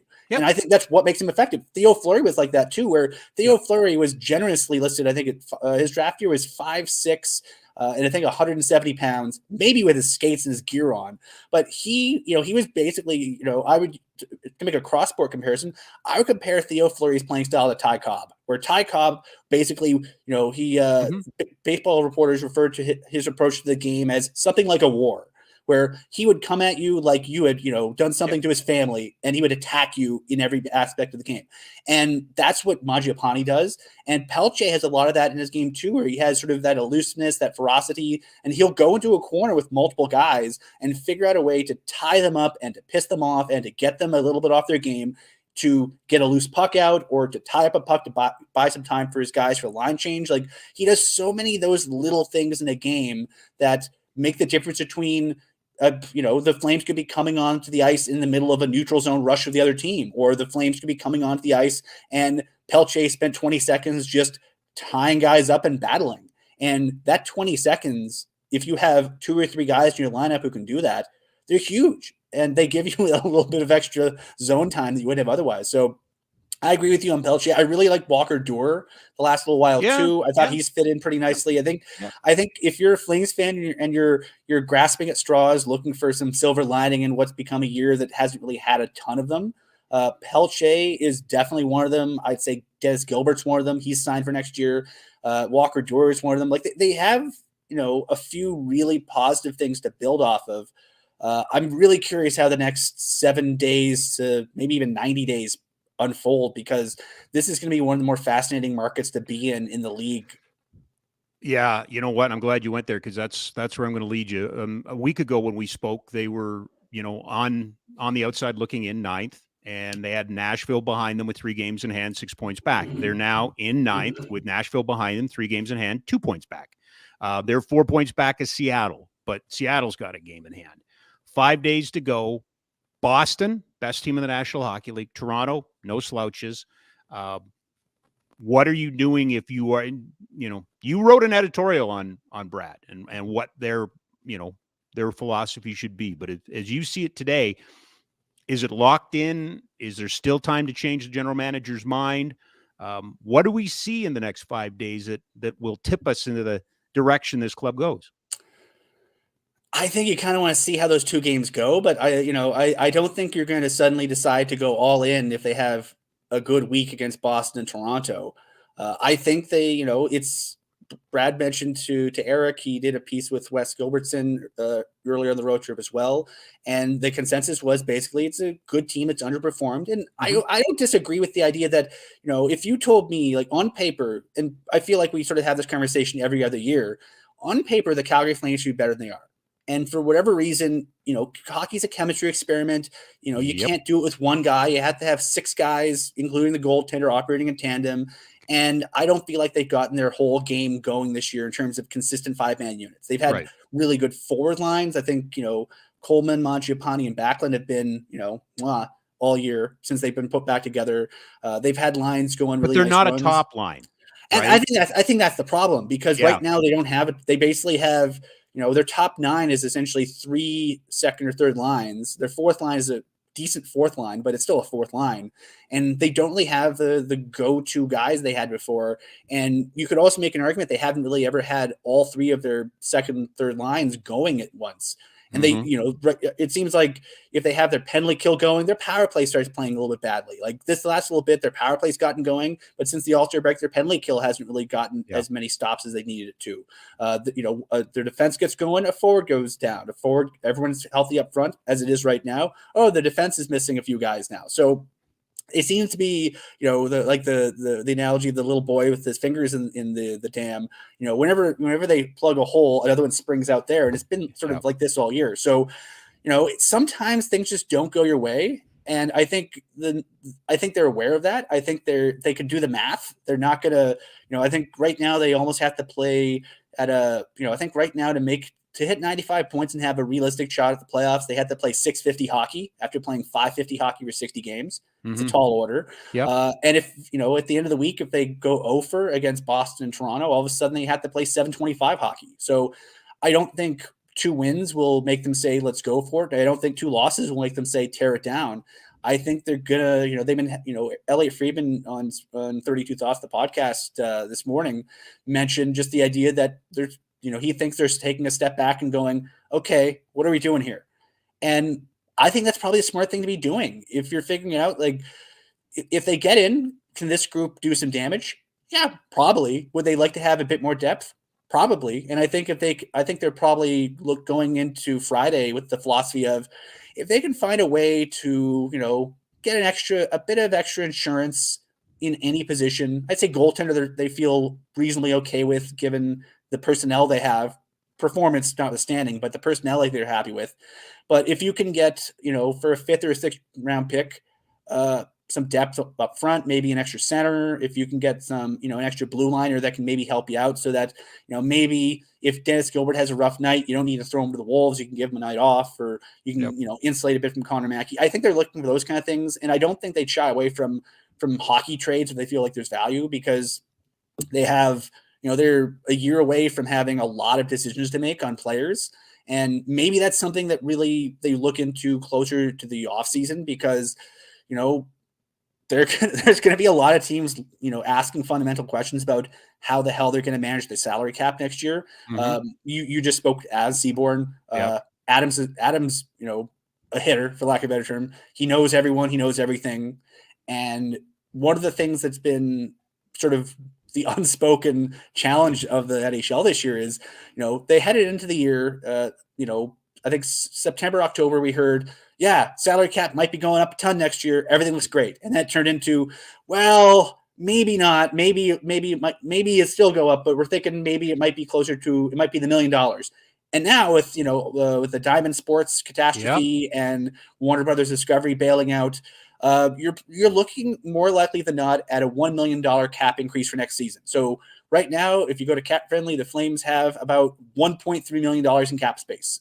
And bump it up for next year, they got $2.3 million in cap space, but they got some decisions to make. And if I think the question they're probably asking themselves right now is, all right, if they run it back with the same 20-some guys, if they don't do anything substantial in the offseason, if they just run it back with these guys, is it reasonable to expect a different outcome? And if the answer is, maybe not, then okay, then what changes do you want to make? But it seems, and it goes all the way back to the beginning of this answer. You said, every other year. You're right. Like that's the Flames. As long as I've been here for 20 years, win one, lose one, win one, not in the playoffs, not in the playoffs, in the playoffs, out of the playoffs, in the playoffs, out of the playoffs, leading the division, wild card spot. To me, we've kind of gone through. I mean, even before Tkachuk and Gaudreau jumped ship last summer, there was talk about, do they need to move Monahan and Gaudreau? Is this the right core? And all of those sort of things. I've used this analogy a couple times. I've only been back for 1 week. They remind me of me as a golfer in the tee box. My feet are everywhere. They're moving, they're shuffling, they're coming in, they're going out. I'm bending the knees, I'm straightening the knees. And all of a sudden I whack the ball and guess what? It goes in the woods. Like there needs to be some consistency here. Yeah. And to your point, I don't think that this is a blow them up, try to go for Connor. That's insane. They've locked up Huberdeau and they've locked up Kadri and they've locked up Markstrom and it's thinking around the edges, right? Here's an example. So they had, I'll say this, in retrospect, it was kind of fortunate that they had the Seattle expansion draft in 2020 when they did, because the 2021, the 2021 season was just a bad year for the Flames. It was the even number year Flames. It was just, it didn't work out. Right. A lot of things, Markstrom wasn't Markstrom, Tanev worked out, but Tanev's just really good. But a lot of things they tried just didn't pan out. And I think the fact that they had to sit down and be like, okay, are we comfortable with losing Mark Giordano to expansion, given what it'll allow us to keep and given what it'll allow us to do? Yep. And so they lost Mark Giordano, and I'm sure, it was a gut punch, but I think they all kind of expected it. And I think they sort of made their peace with it, and it allowed them to really give more ice time to a lot of guys. Like Rasmus Andersson became a power play quarterback. Right. Noah Hannafin became the go-to left shot defenseman on the team. They were able to give a lot more penalty kill reps to a lot of other guys. Like they were able to round out the lineup for a lot of their players. And I don't think you have Oliver Shillington taking the step he did last year, if not for the ice time that Mark Giordano opened up.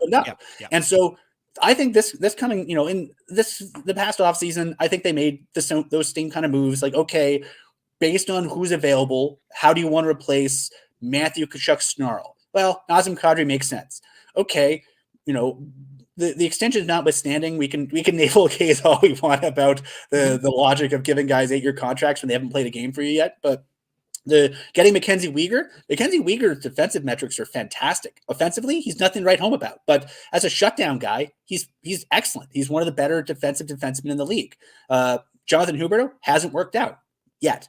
Yeah. So I think the question they have to ask themselves is, A, what didn't work this year? And B, what are the opportunities that present themselves to change up the things that they want to change up? Because I think when you have a Tkachuk leave, you have the opportunity, you have the cap space, you're not spending on him, you can spend on other things. When you have a Gaudreau leave, you're not giving $10.5 million to Gaudreau. Okay, great. You'd love to have him, but if you have the opportunity, I think it's sort of a money ball situation, for lack of a better term, where, if these things are happening and you don't really have much say over them, or maybe things are happening and you want to direct them a bit, what's the direction? Where do you want to steer this thing? How do you want to steer it? And how are you going to use the changes you make to improve your situation? Because I'll say this, in the mailbag this morning, folks are asking, one of the last questions I answered was a fan asking, like, okay, like, what should be optimistic about? Like, okay, here's the silver lining, folks. Everyone crowd around, because it's a bit of an open secret. The Flames really like Matt Coronado, and they would really love to sign Matt Coronado. If the Flames are going to be battling for a playoff spot, a risk-averse coach who doesn't know the player might not be as prone to using him down the stretch. And as such, a collegiate player who has, a lot of things going on in his life, he's going to Harvard. So, I mean, he probably wants to do some classes at some point. But if you're the Flames and you resigned yourself to, okay, this might not be our year, you can potentially, you have some ice time you can dangle to get a Coronado signed. You have, maybe you have the ability to give Dustin Wolf some starts he wouldn't get otherwise. I think they have a lot of things they could do. So if they're going to do that, if they're going to go down door number 2 and use this as sort of a building opportunity, what and why? But the thing you haven't channeled in there, my friend, is door number 3 or option C, or we haven't talked about, is the coach. Because the coach plays as big a role in all of this. He was not brought in to coddle this team and get them, just to the playoffs. He was brought in to win. I'm sure when they decided to move on from Jeff Ward, I'm sure the sales pitch on the farm, didn't involve some kind of, all right, Daryl, come here and we'll sort of, we'll paddle around in the middle of the pool for a little bit. Or we'll rebuild, or we'll do anything like that. And I still think that's a major operational issue that is he going to be okay with what you just brought up? I think the challenge is anything you do in the last 20 some games has to be all about, at least from the perspective of probably ownership and the coach, it has to be about getting you back there next year and allowing you to do something. I agree. Because if the idea is, you're going to, I think in this market, there's never been much of an appetite for blowing it up, partially for business reasons, partially just for hockey reasons. I don't think ownership doesn't want it. Yeah. Ownership doesn't want it. There's too much money to be made. This is a business. This is not me taking a run at anybody. Ultimately, we look at this like a religion or a science experiment or whatever you want to say. It's a business. Cash in, cash out. They need to go to the playoffs. That's why I'm still not convinced that they won't be viewed as buyers, as it were. Okay. I'm not suggesting that what's left to go out and hunt. I mean, I guess Kane, but he's going to the Rangers. I mean, all the, and we're going to get to that in a second. But, I think at the end of the day, you could have some people on Friday going, well, wait a minute. They've added. I still think they could add. I really do. Because I think they are not desperate, but it's playoffs or bust, and we're going to do everything and bust our hump to get there. That may not be the best thing to do, but I wouldn't be surprised, Ryan. No, I wouldn't be. I don't think they're going to make the Dan the Torpedoes first round pick for Tyler Toffoli kind of trade, because I don't think they have that kind of group. But if you're telling me like, okay, well, they moved a third round pick next year for somebody like I thought someone like Sam Lafferty from Chicago just went to Toronto. Yeah, I think that's the type of thing they might be looking at if they do any kind of substantial ads. It'd be, what don't you have on this team this year that you're going to want next year too? Yeah. I think those types of things. Yeah, I think so too. We are in the Oodle Noodle studio. Ryan, kind enough to join us here 5 days away from the trade deadline, but you'd never know that based on yesterday. Why aren't teams in the West participating this year? Is there something I'm missing in all of this? Well, I mean, if we're going to call a spade, the West just isn't very good this year. Yeah. You have Seattle, who was a division leader a few weeks ago, coming back down to earth a bit, and the Flames might catch them. Yep. I don't think that's out of the realm of possibility. I don't think it's amazingly likely, but it wouldn't shock me. Right. There's the Colorado Avalanche have gone on a run lately, but A, they don't have a lot of cap space, and B, they're hoping to get some guys who are injured back before the end of the season, which will eat up their cap space. And Colorado is sort of a so-so team up until they went on a run since the last month or so. So I think a lot of the teams in the West are sort of, you don't really know where they're going to finish or who they're going to play. Whereas if you're Toronto, you're facing Tampa in the first round and vice versa. If you're the Bruins, you're going to probably just ragdoll some poor wildcard team in the first round and face the survivors of the other series. So, I get that, but why wouldn't you? But see, haven't we in the past Oh, it's all West teams making the moves. And you would come on. I'm just making this up. You would come on, you would go, well, of course they're making the moves because it's wide open, right? If nobody's dominant in the West, then it's wide open, so make the moves. The East seems tighter. Boston's a juggernaut, and everybody's making the moves. Like, Yeah. I don't know. I understand the rationale. I'd also argue that a lot of teams in the West have already, like, I think a lot of these teams have made their big swings. Or, like, if you're Colorado, you've already, what can you do? You did your things last year. You emptied the tank last year. Like, it's a group that didn't have the assets to do a lot of other things. Dallas has already made some moves. I think a lot of these teams have made some moves. So now it seems like the teams that we're watching are your Nashvilles or your Minnesotas, sort of like I'll say this, and it's very apt because he just announced his impending retirement. But David Poile in Nashville has done a pretty savvy job tinkering or keeping his team in the mix because they got five assets and a player for Tanner Janot. Yeah, we'll talk about that in a second.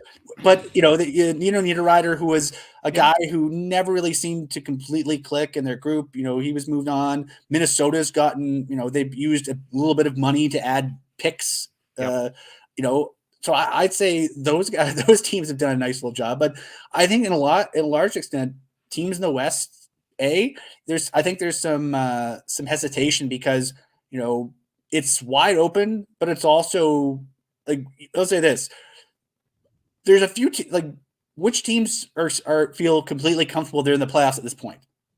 Maybe one or two, and they might just be waiting for each other to make the moves. I guess I think that assuming we know what 3 months from now is going to look like for any team, Boston, I don't care. Toronto, I don't care. You don't know. I mean, Toronto's one goalie injury away from being a dumpster fire. Pasternak goes out in Boston, and I'm not saying these are going to happen, but and I know that it's a war of attrition. And like I say, if I see a path on my side that might be easier, just get me to the final and I'll take my chances because I don't know what the other side will look like. I will go this far, and we'll get into all of it in a second here, but I think there's a significant kind of business change in hockey operations this year in the NHL. And I'm not so sure that they didn't take all that criticism after the NBA trade deadline so personally, because everybody's, look at all the picks. Why don't we do that in the NHL?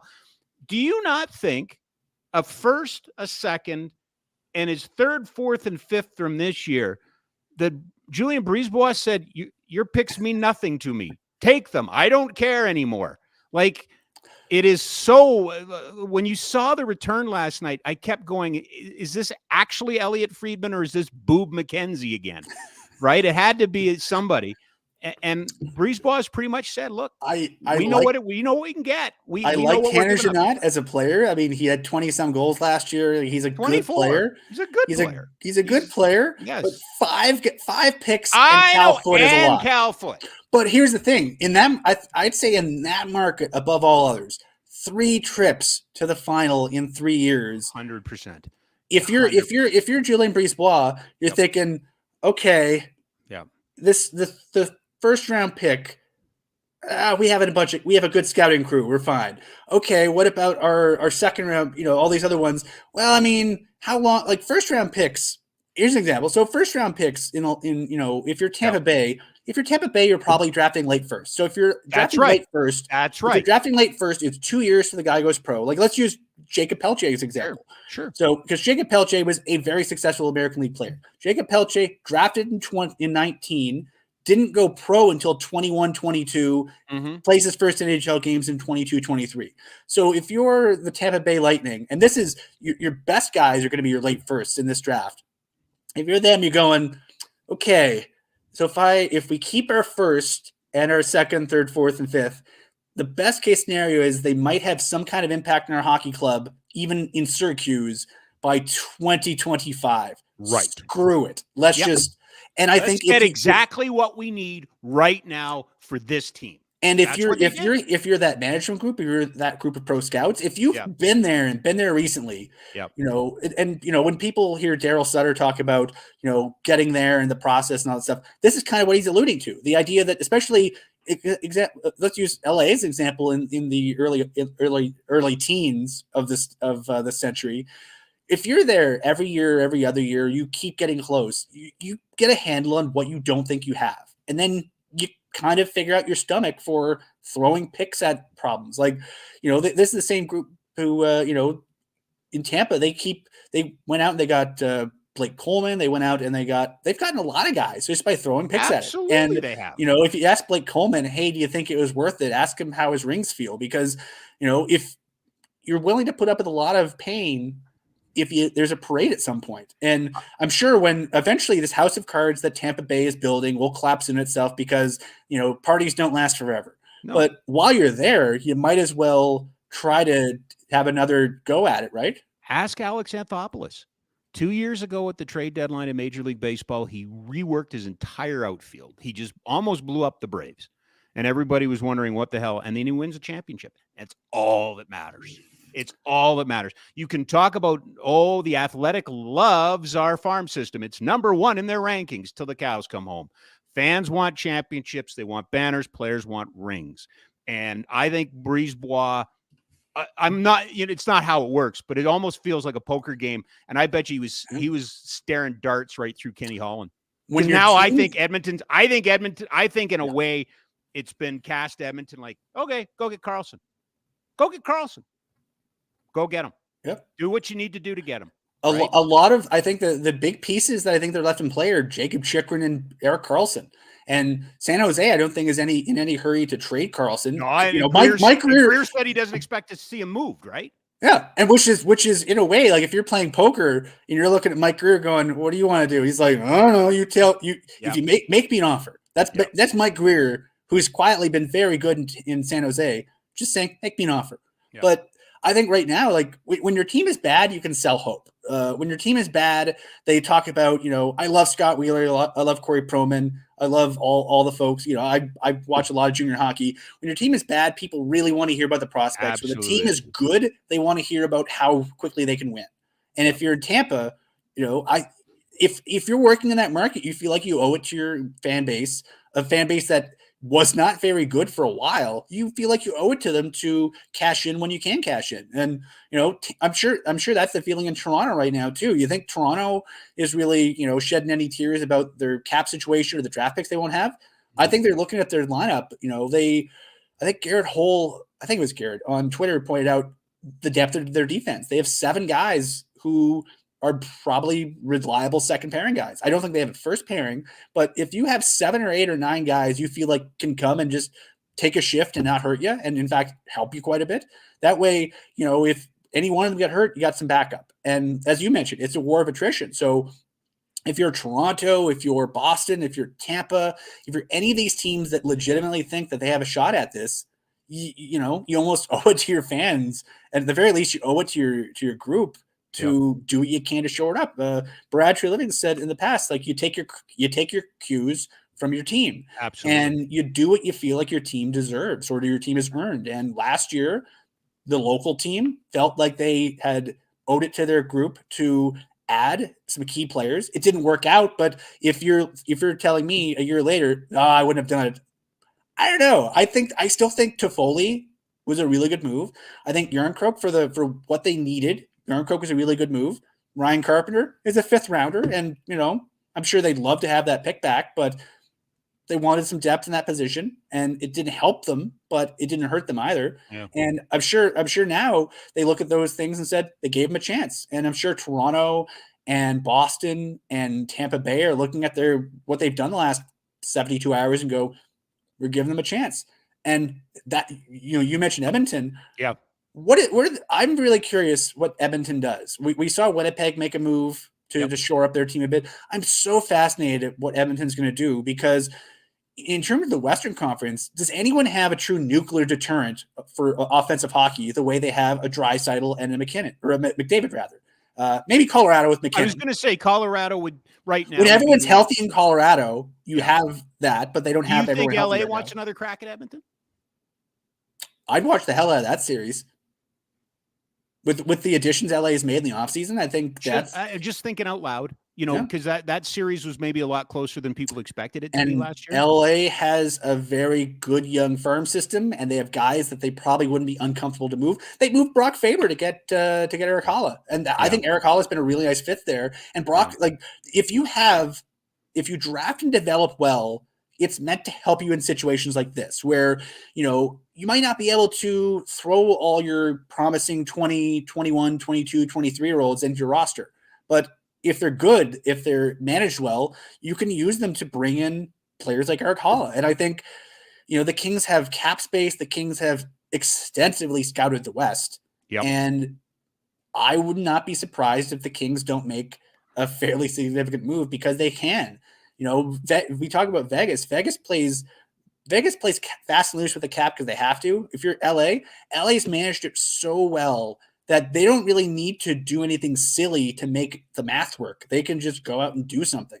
And I think that makes them extremely dangerous for the rest of the Western Conference right now, because at the very least, are the Kings going to drive up prices?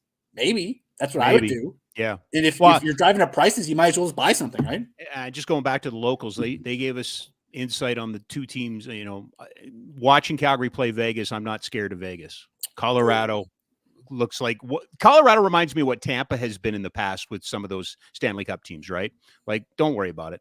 We'll be there. And now we're just ramping it up. They're going to get Landeskog back at some point, right? They're going to get, they got Jack Johnson back, which is a luxury to have as a seventh or whatever you want to say. My only question on them, it's everybody's question, is goaltending, right? Yeah, we just saw them go out and they got, who the hell? I keep forgetting. Kincaid. Keith Kincaid. Yeah, they go out and get Kincaid. Like, they've been without Francouz, they've been using Justice Anunin and Jonas Johansson as their 2/3.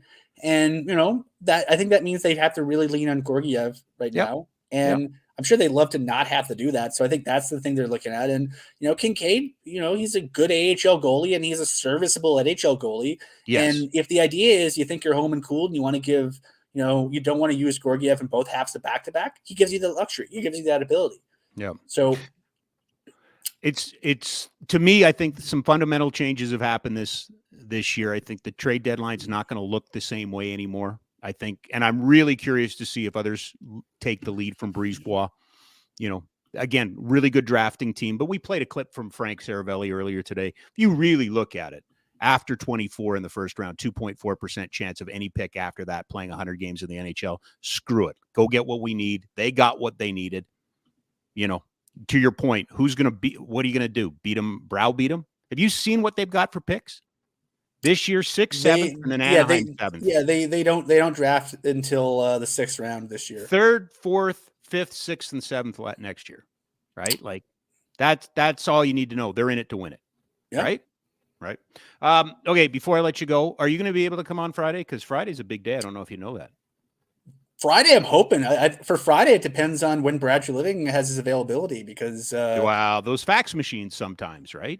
Yeah, well, those fax machines. If they shut down, and then then you got to restart the fax machine. So, folks, here's basically how the NHL trade deadline works. So, there's the email. The NHL has it used to be a fax machine. Now you just email a scan piece of paper. But the central registry has to have your email postmarked, I think, 2:59 Eastern time. Right. At 3 Eastern, 1 Mountain time, they don't take any more trades. So you have to be in their inbox at that point. Once everything's in the inbox, basically as they receive trades, they call the NHL, they call the GMs, or there's usually assistant GMs, and say, "Hey, how's it going? We got your document. Let's schedule a trade call." And then they get everyone on a conference call, like say, let's just say, Rob's a GM, I'm a GM. He's managing the Banff Fighting Squirrels. I'm running the Okotoks Oilers. Right. We'll get everyone on a conference call, and we just go through and confirm that we have the things we need to make the trade. That no one has no trades, no moves, whatever conditions, those kind of things. So we're thinking of you, Vegas. So the longer that the more like if it's a simple 1-for-1, no one has no trades or anything. We're trading Bill for Joe. Okay, done. Easy trade call. You're done. Yep. If there's any kind of complications, like Bill has a no move or a no trade, so we need to make sure he facts that in, or is a conditional pick. Well, do you have the pick? What are the conditions? Are we allowed to make these kind of conditions? Because they got rid of, you can't have conditions on picks that are predicated on a player resigning anymore. Are you retaining salary? How much? Are you allowed to retain that much? Those kind of things. So the more complex things are, and as we've seen over the last 3 days, some of these things are ridiculously complex and have many moving parts to them. Right. Things can drag on. So Yeah. a lot of trades will get done right under the wire. In terms of emails, will get hit send on the very last second, and then it can be Calgary time 3 or 4 o'clock until everything's done. What are we looking forward to on FlamesNation.ca in the lead up? Oh, we got two hockey games with some pretty fun hockey teams coming up. We got Boston in town. Garnet Hathaway's homecoming. Speaking of a player who is very good for these guys. Yep. And on Thursday, the return of somebody that just set the NHL's all-time means since 2005 shot blocking record. Yes.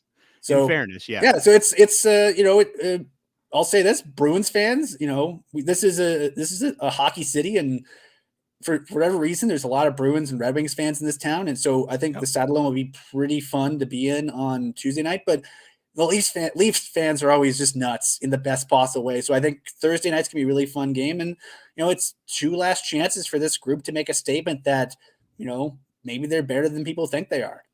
Are they worse? I don't know I don't think they're nearly as bad as people think they are, but I don't know. We'll see how much better they are than people think they are. Yeah, they're underperforming. You're overperforming. I appreciate this, Ryan. We will talk to you later in the week. Thanks for joining us. Take care, man. All right.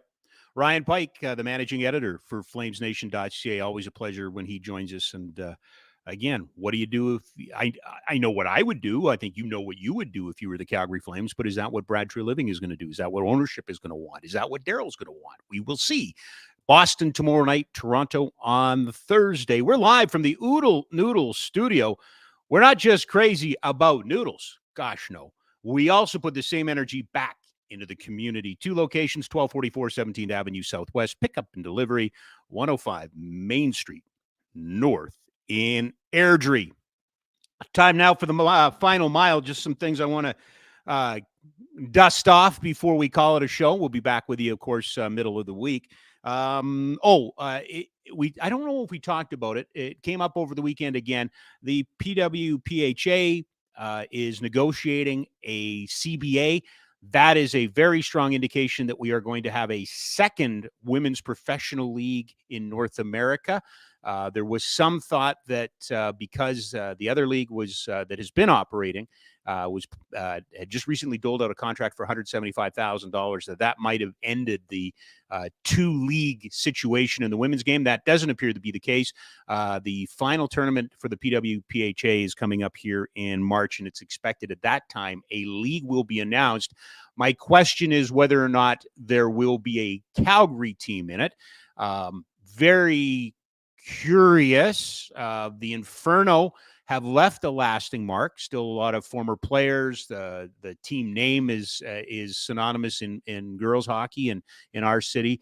Last Clarkson Cup champions. I'd like to think that if there's a place for it, that it'll find a home. But I'm very curious to see where we find the league and their teams playing. I long have held the belief, like many, it's not one that I came up on my own.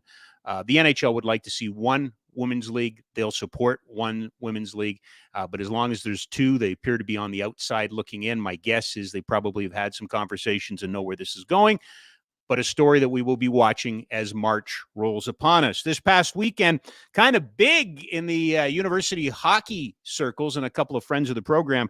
Mark Howell, the head coach of the University of Calgary men's Dinos, got a little bit of a scare last Thursday when Saskatchewan beat them, but the Dinos coming back and taking care of the Huskies. So the Dinos will take on U of A in the West final.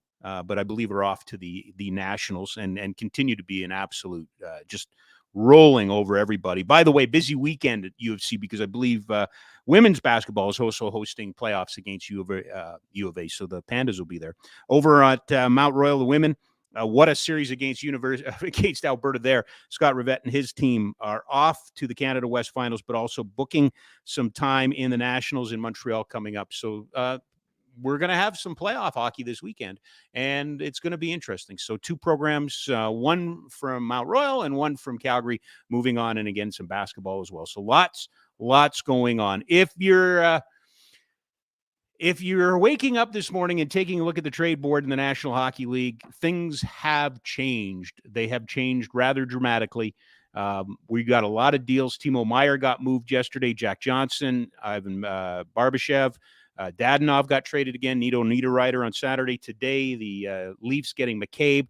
But it was the Tanner Jeannot trade from Nashville to the Lightning. 14 points in 56 games for Tanner this year. They get Preds get back Cal Foote, a first round in 25, a second rounder in 24, the third, fourth, and fifth pick of Tampa Bay this year. That's an awful lot for a guy with 14 points. But he addresses a specific need that clearly Julien Brisebois and the rest of the Tampa Bay Lightning feel they have. 5 days till trade deadline. Want to remind you that Frank Seravalli and Daily Faceoff will have live coverage on trade deadline from 10 to 2 Calgary time. They'll have their panelists all lined up. We'll do a show that day. I don't think we're going to have to worry too much about the trade deadline. I think that'll all be covered. The outcome of it, perhaps, and the direction in which the local hockey heroes are going, perhaps. So lots to think about. 1 week from today, really looking forward to our conversation with Kelsey Snow. She's going to be in studio with us, the wife of the assistant manager of the Calgary Flames, who's Chris Snow. Everybody knows his fight, but his wife, Kelsey, has been by his side through the whole thing and has chronicled it and told an incredible story. So we're excited to have her. Some other guests, be watching social. If you watch social, you'll see we're just working on some things this week, but we've got some really cool Calgary connections coming up. Reminder, you can head over to my website, robkerr.ca/JAG, J-A-G, for more on this show, the podcast, and all of that. As well, take this opportunity to thank Adam Seaborn for joining us. Printz for doing a great job getting us on and off today. But most importantly to you guys, over the weekend, the feedback was really, really remains pretty incredible. So I really appreciate you guys taking a listen. And I'll say this all the time. If you heard something you didn't like, if it's not for you, give it a couple weeks, come back and see if it's fixed. But if you like it, tell a friend, rate it, review it, all those sort of things. We'll be back on Wednesday. The Barn Burner is back with you tomorrow. We'll see you, everybody. Thanks for joining us.